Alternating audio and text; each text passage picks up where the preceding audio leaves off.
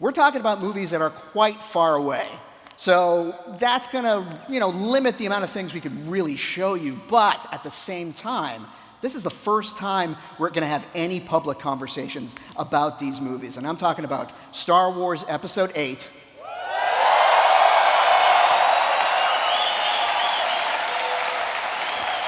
And the upcoming untitled, and I should say untitled as if Star Wars Episode VIII isn't untitled also, but this is also untitled, Han Solo standalone movie. Please join me in welcoming together the head of Lucasfilm and the SVP of Development, the head of the story group. These are my bosses, Kathleen Kennedy and Kiri Hart.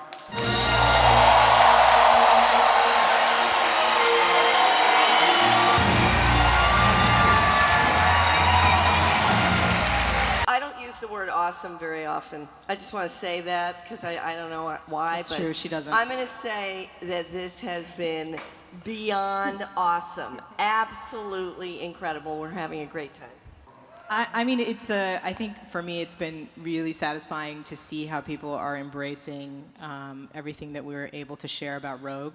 And, it's something that I think is a dream sort of coming to fruition that we talked about last year, and it's really exciting. I also have to say that when the first trailer was up in April, that's really when I think we knew that it was you guys that were helping us do that, because the conversation online, you got it right away. And the conversation showed us that we weren't going to have to go through some lengthy explanation, that it was pretty clear about what we were doing, and everybody seemed to be really excited. So needless to say, that made us excited. How did your eyes settle upon Rian Johnson? You should answer that. You were huge. Well, yeah, I have to say I was a huge fan of Ryan's early on. In fact, I had met Ryan a couple of times before actually taking on the role of being the president of Lucasfilm. So when Kiri and I started talking about who the directors might be that we would consider, Ryan was way at the top of the list right away, because I think many of you who know his films, Brick and Brothers Bloom, and then what he did with Looper.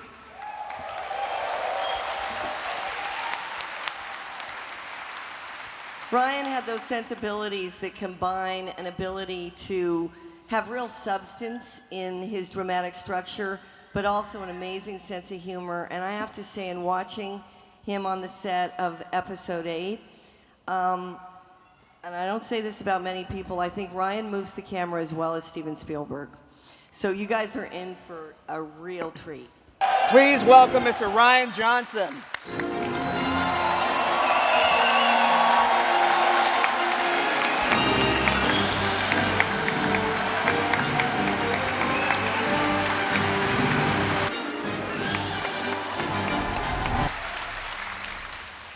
Hello. So, Ryan, just to set people's understanding of timeline in mind, I mean, you started Episode VIII while Episode VII was very much still in production. I did, yeah. They were still shooting, actually, here in London. They were still shooting Episode VII, and so, I was thinking about that today, because obviously Colin is doing the same thing while we were in production with Episode VIII. He was starting to think about IX, and I know it was kind of strange, because one of the first things I did was went up to San Francisco and spent about 6 weeks kind of figuring out the story, and I would go in a few times a week and sit down with these guys and with the story group and just hash it through, and we would watch dailies that were coming in from VII. And at that point, it was just a script and kind of the dailies that we were seeing. And I was thinking about that. I think it was probably really healthy that in thinking about where the story goes next, it was entirely just based on our reactions to it, as opposed to based on the phenomenon that it would become or the cultural reaction to it. It was just a very personal, what do we connect with with these characters, and where did they go next? When we started coming up with, I started coming up with the story, I realized that I didn't even really think about it, the notion that we were going to end up breaking kind of a long-standing Star Wars tradition, and for the first time, this movie is going to start right where the last one left off, because it was like, I don't want to skip ahead.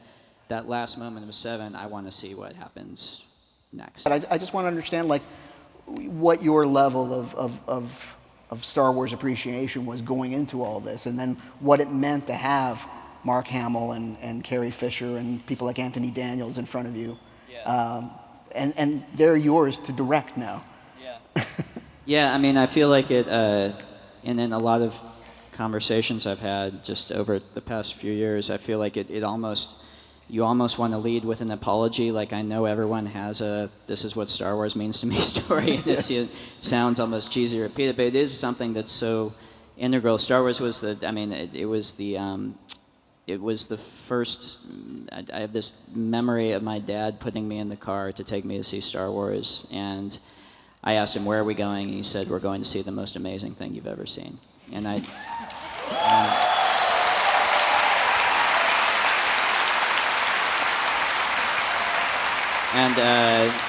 something that I really reacted to. I think even bigger, and that's why it's fun, like walking the floor and like seeing the toys. And I don't know, I feel like because back when the movies came out, it wasn't like we had them on our iPads. Like it was, you had to put your name in the waiting list at the video store, and then you got the VHS, and then you and your friends watched it for 24 hours straight. It was like you didn't actually get to see the movie much. So what you had were those toys, and I think even more than the experience of the film, the fact that the first stories we were telling in our heads as kids were in that universe with those toys. I think that's why, and I'm sure, you know, that, like, I think several people have said when I walked on had the same experience of walking on the Falcon set for the first time, and unexpectedly kind of really getting choked up out of nowhere. And what it was is flashing back to being a kid and all the stories I told inside my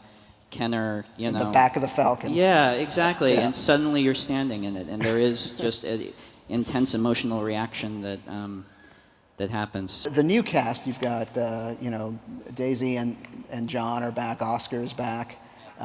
They've all kind of, Adam's back, they've all had their first, oh my goodness, I'm in Star Wars experience with the last film. Yeah. So how did you find them coming into this movie? They were wonderful, and it was, you're right, there was that kind of feeling of, there was that big explosion of the first one, and now the second, but it ended up serving, I think, what this second film is in a very good way, because the first film was this incredible explosion of adventure and excitement that sets up these characters, and then just out of necessity, it's very natural that the second film is where we start kind of zooming in on the characters and kind of taking them, seeing, okay, really kind of getting to the heart of them and challenging them and pushing them deeper. And so I think the actors were all we're very excited about that. You've been very generous in sharing some photos from the set that you yourself took during the making of this movie. Yeah. So we have some here. I don't know, we could show them up and see if there's any stories to tell. You see that there? Oh, these are our fantastic background crowd who are in the film. It's funny, you realize as you do these films how important the background players are, and you realize how deeply embedded they are from the original films in your head, some of the background, and you start paying more and more attention to them as you're directing. And we had a really, really great crowd that really took to it and gave a great performance in the background of the scenes. I just want to let everyone know the amount of sets that we've built for this movie has been absolutely outrageous, and a tremendous amount of practical sets. And we also had the luxury of doing things like this, where we built exterior, interior sets of some of the ships. So we not only would be able to film inside them, but also do shots from the outside that weren't just like window comps and actually move into them. So we had fun. By the way, this is kind of like the first time I'm coming out and kind of talking about this thing that we've been doing, and I was very nervous about to come out here, but just seeing all you guys and seeing just the warmth and I'm really looking forward to the next year and a half. I'm really looking forward to showing you guys more and more of what we got, and I think we're all going to have a really good time together.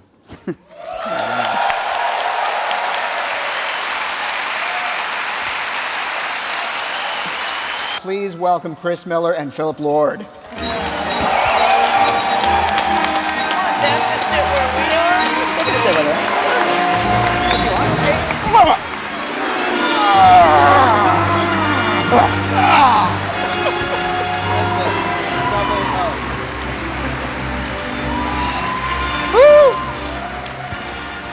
Well, I don't know about you, but I can go home now. Where are you guys in terms of your production? We just moved here 2 days ago. And so we're very, very early. We're still working on the script with Larry and John Kasdan. Doing a lot of early pre-production on the movie with, design work and that sort of thing. Can't get too much into what the movie's about, but obviously everyone knows it's about Han Solo.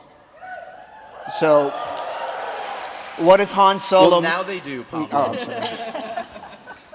What does Han Solo mean to you? Oh, gosh. I sort of relate to him. He doesn't want to do anything that he's told. When you tell him not to do something, it makes him want to do it more. He's very sarcastic, and at the end of the day, he's unreasonably optimistic. And I think that's why we fall for that guy, and why we got so excited about making this movie. Is that this kind of dichotomy between this kind of grouchy, seemingly cynical guy with the biggest heart in the galaxy. And to me, that's a great thing to make a movie about. He's a maverick. He's a scoundrel. He's clever, but he's not smart. And he's he wants to present himself as like this cool, tough guy, but in the end, he always does the right thing. And so I think that's why you love him so much, and it's why he's been one of the most iconic characters of all time. Ladies and gentlemen, you're watching Hey You Guys! Hey You Guys, huh? Hey You Guys. Is that from the Goonies? It is indeed, yes. Nice. Hey